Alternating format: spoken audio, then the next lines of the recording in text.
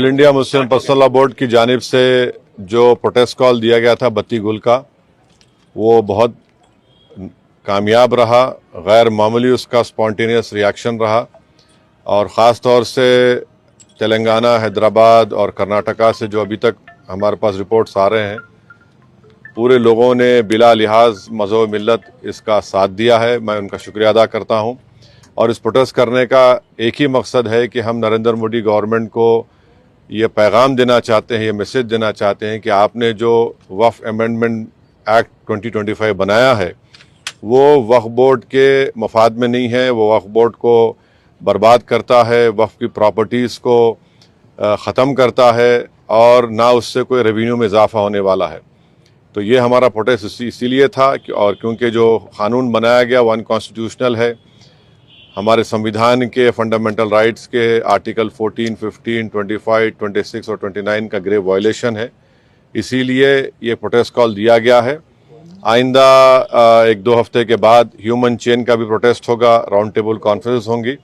तो ये हमारा प्रोटेस्ट उस वक्त तक चलता रहेगा जब तक नरेंद्र मोदी की हुकूमत इस बिल को वापस नहीं लेगी। मैं आप तमाम का शुक्रिया अदा करता हूं जिन्होंने इस बत्ती गुल प्रोग्राम में हिस्सा लिया।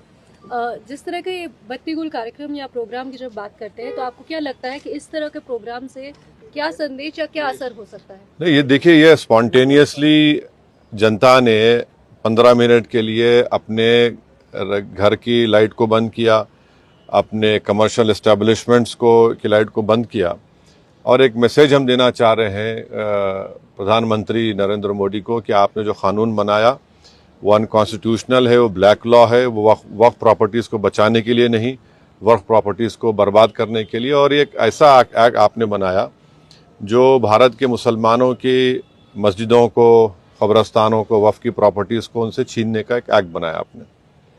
जिस तरह का अभी माहौल बना हुआ है देश में, आतंकवादी जो घटना हुई है, आपने भी उसको कंडेम किया है, लेकिन ऐसे हालात में आपको लगता है कि देश में अगर अंदरूनी तौर पर इस तरीके से विरोध होगा? नहीं, देखिए, जहां तक पहलगाम में जो हुआ है उसको तो हम आउटराइटली कंडेम कर रहे हैं और करते रहेंगे।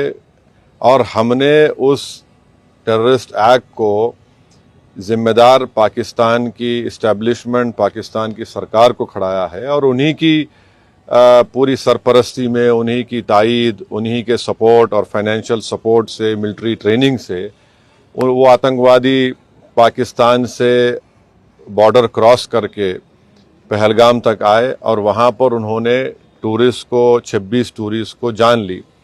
और सबसे अफसोसनाक और सबसे तकलीफदेह बात यह है कि उन्होंने उनकी फैमिलीज़ के सामने ख़वातीन को, महिलाओं को, बच्चों को अलग किया और मर्द लोगों के एक जगह खड़ा करके उनका रिलीजन पूछकर जो हिंदू थे उनको गोली मारी।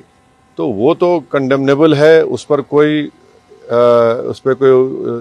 डिस्कशन होने की ज़रूरत भी नहीं है। जहाँ तक हमारा ये प्रोटेस्ट है इस कानून के ख़िलाफ़, वो तो एक ऑनगोइंग प्रोटेस्ट था और आपको मालूम होगा कि all India Muslim personal law board ने उस टेररिस्ट एक्ट को कंडेम किया और क़रीब 3 दिन तक हमने अपने प्रोटेस्ट को रोक के रखा।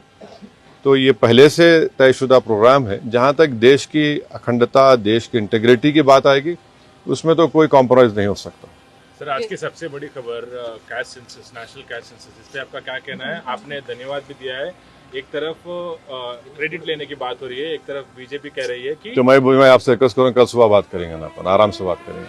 ठीक है सर, आपका रोड मैप क्या रहेगा आगे के लिए? अब जो all India Muslim personal law board का प्रोग्राम है कि नेक्स्ट मंथ मई में ऐसे ही एक टाइम पर दिन में एक ह्यूमन चेन बनाई जाएगी इस वक्फ अमेंडमेंट एक्ट के खिलाफ और फिर राउंड टेबल कॉन्फ्रेंसेस भी होंगी।